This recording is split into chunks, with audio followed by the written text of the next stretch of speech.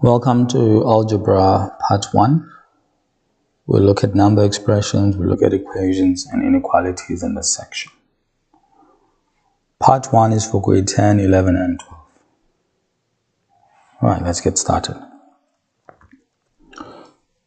If you're given two binomials, right, as we have there, and you have to get the product of those two binomials, you simplify, of course, by multiplying each term in the first bracket with all the terms in the second bracket.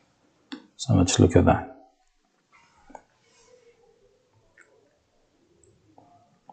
All right, so and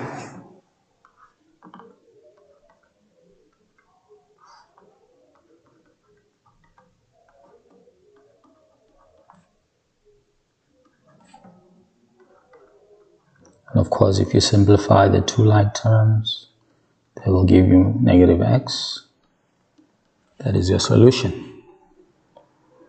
Let's move on. 1.2 is very similar to 1.1. We just have to expand the binomial into two brackets.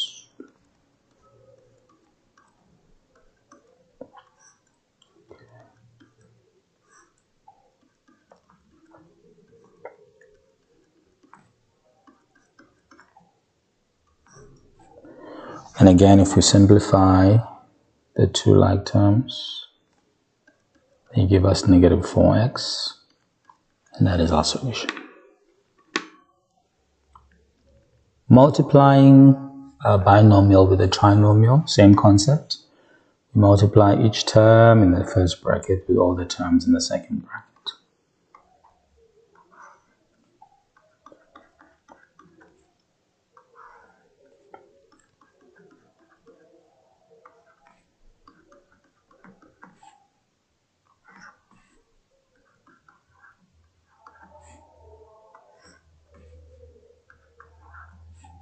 And of course, we simplify all the like terms.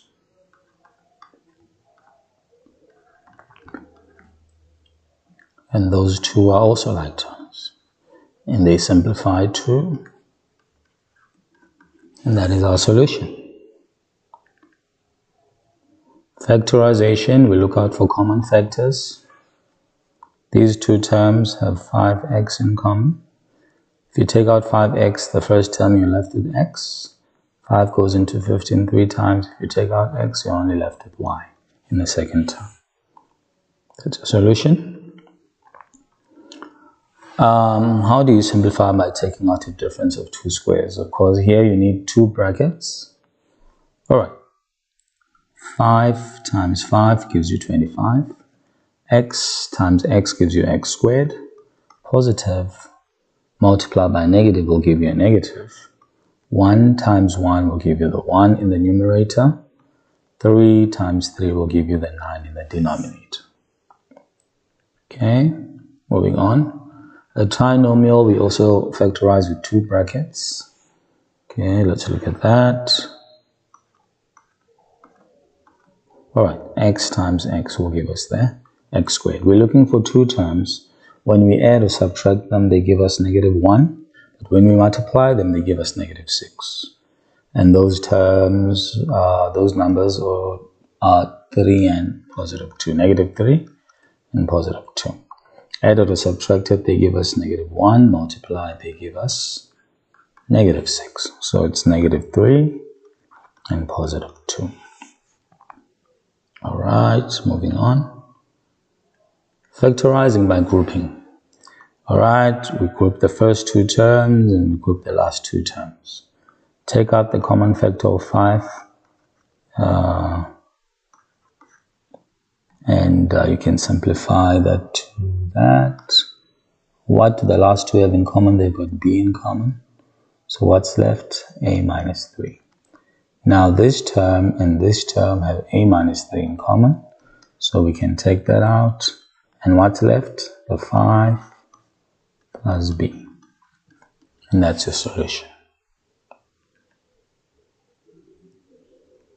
Alright.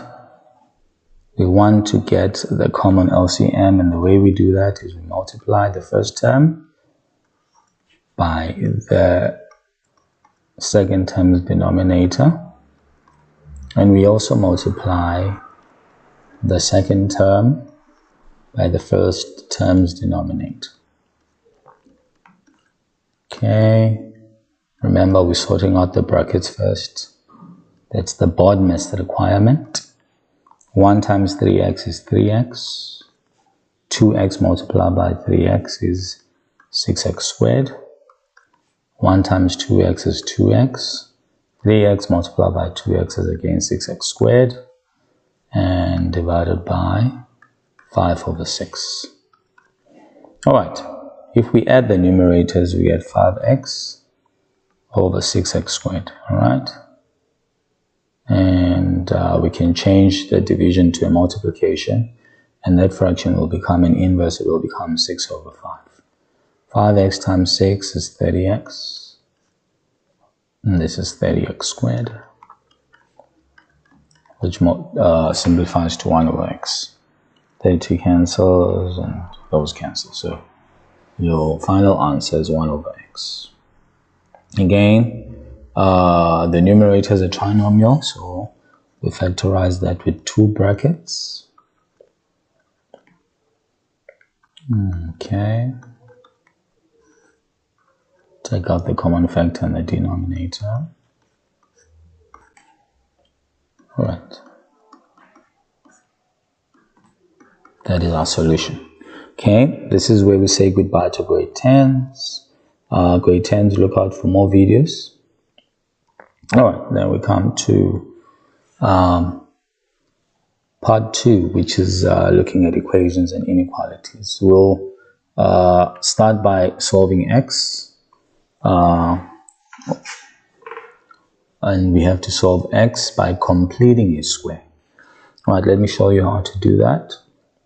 So when you complete a square, you want to keep the terms with the x variable on the left, and you want to take the constant to the right hand side of the equation, and then you divide by the coefficient of x squared, all the terms. All right, divide all the terms by the coefficient of x squared, which is 2. So if we divide all the terms by 2, all right, now we come to the coefficient of x. We do 2 operations to the coefficient of x. We divide by 2 and then we square it. That coefficient of x we divide by 2 and then we square.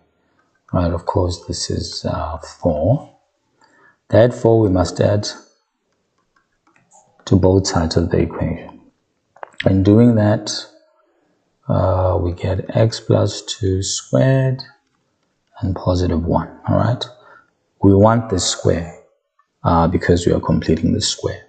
Now once we have that square, we can square root it in order to solve this equation, but we also have to do the same operation on the right hand side. Okay, and what do we have? Then we are left with x plus 2. If you square root positive 1, you either get positive or negative 1. All right, and then those solutions would be, just do them over here. If x is equal to positive 1, it's the first possibility, or x plus 2 is equal to negative 1. So the solution to that one is negative 1, and the solution over there is negative 3. Those are your 2 solutions for x.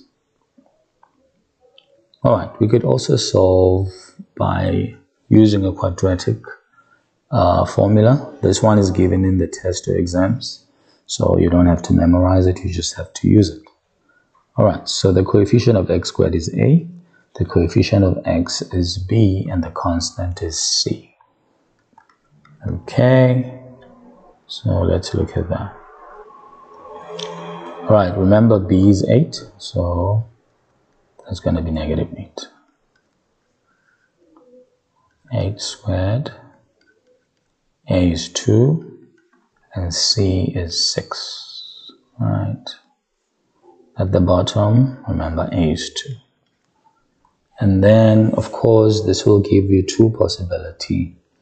You will get a solution where that formula is positive, and also there's a solution where the formula is negative.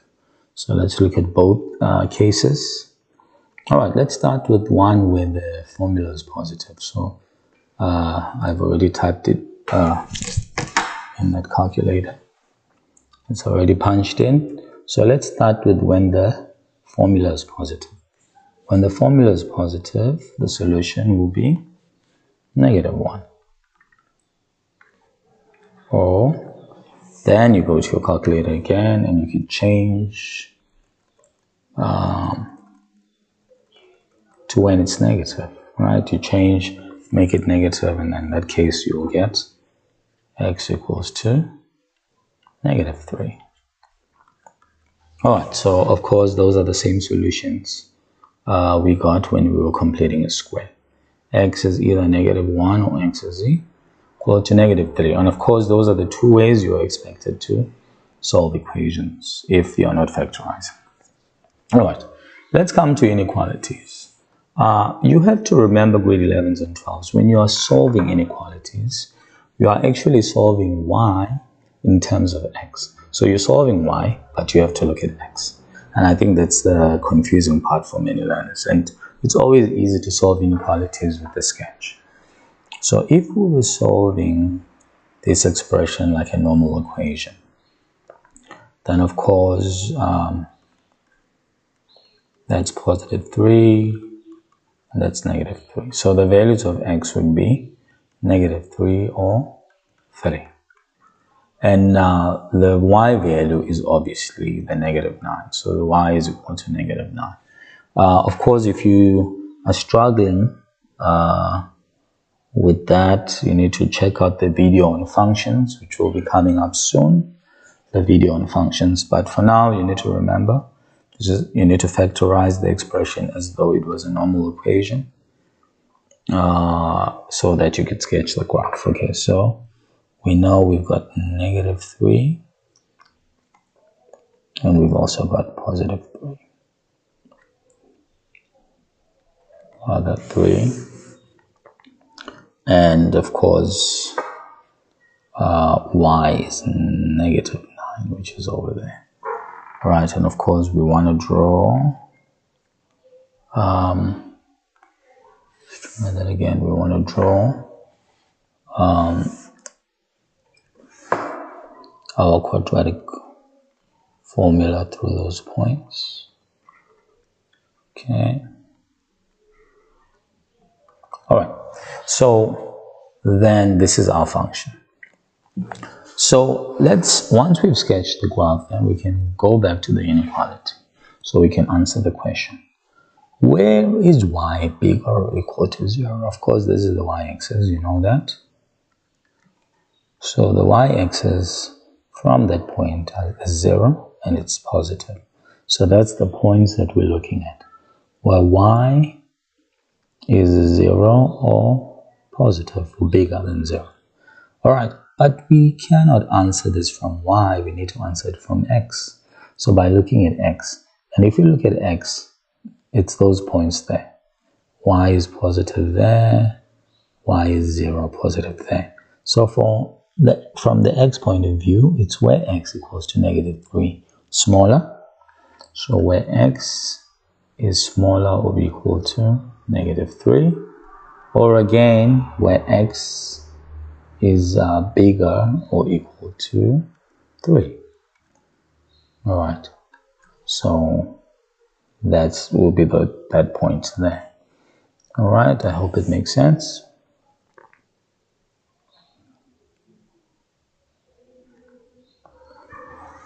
Okay, given two functions, f and x, where is that function? Where are the functions equal? This one is easy. Those functions are equal. Again, we look at y, but from an x point of view, so they are equal. When x is equal to -1, they are also equal there when x is equal to 3. Okay, where is the fx function? Remember, fx is the blue function. Where is the blue function bigger or equal to the g function? All right, the blue function is above the red function. So that means that f of x is bigger when it's above g of x. So at that point, it's above, right? Until there. So we'll say when x is smaller or equal to -1. And again, as you can see, once you get to that point, then the blue graph is again above the red graph. So again, it becomes bigger at x being bigger or equal to 3. All right, now we move on. More inequalities. Where is f? Smaller this time, okay? All right, as you can see at that point, this point here, f becomes smaller than g because it's below. So f is below, so we'll say from x being 3 all the way to 1, right? F of x is smaller, so x is smaller, bigger or equal to 3 but smaller and equal to 1. All right. Okay, this one's interesting. Where are the two functions positive? All right, remember, how do you get positive? Two possibilities. Either both functions will be positive, that will give you a positive, or both functions must be negative, which will also give you a positive. So we're looking at areas where both functions are positive or they are both negative. All right. So until you get to 2, to the left-hand side, both functions are positive. So we'll say where x is less than -2. Of course, once you reach -2, you see that f of x is now negative, which doesn't fit that criteria. Okay, so that's the only place where these functions will be equal, because will be positive, because at that point they are both positive. We don't have a point where both functions are negative. We only have that point where both functions are both positive. All right, so when x is less or equal to -2. All right, the last part, we look at the nature of the numbers, okay? I remind you, whole numbers, of course, are full numbers. Like 100 integers are whole numbers that can also be negative. We know what fractions are. Fractions and decimals that can be converted into fractions are all rational. All right, rational numbers, integers, whole numbers, fractions, decimals that can be converted into fractions. But of course, irrational numbers are numbers that with decimals that cannot be converted to fractions. So those are irrational numbers. So, all right. So let's look at the nature of roots, or the nature of numbers. Okay, so if we're looking at the nature of roots, we are only using this part of the quadratic formula, all right, to check the nature of roots. All right, so let's do that. All right, of course, we know that's A, and that's B, and that's C. Okay, so this would be -2 squared minus 4 AC B. All right. Okay, then we go to our calculator. Let's see what the calculator will give us. All right, -2 squared minus 4 multiplied by 5 and then by 1. Oh, see, the calculator gives us an error. All right, so what does an error tell you? It tells you that this is not a real number. So this number does not exist. So we would say non-real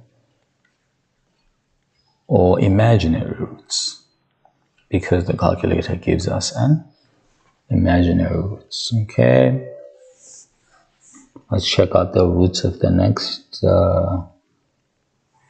question, 1.1.2. All right, our A, our B, our C. So let's put that into that part of the equation.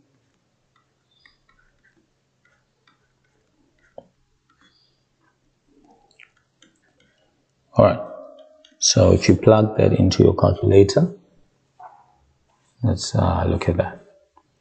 So that changes to 2, and that is -5.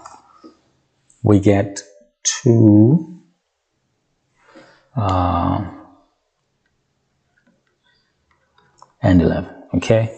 And of course, if you wanted to check that out, you see, you would get a number with decimals. If you wanted to convert the set, you would get a number with decimals that cannot be converted into a fraction. So this is an irrational number. So we would say that the roots, they are real, that number exists, but it's also irrational. Okay, grade 11s and 12s, that's the end of this part of algebra. Look out for part 2. Don't forget to subscribe and like the video. Till next time.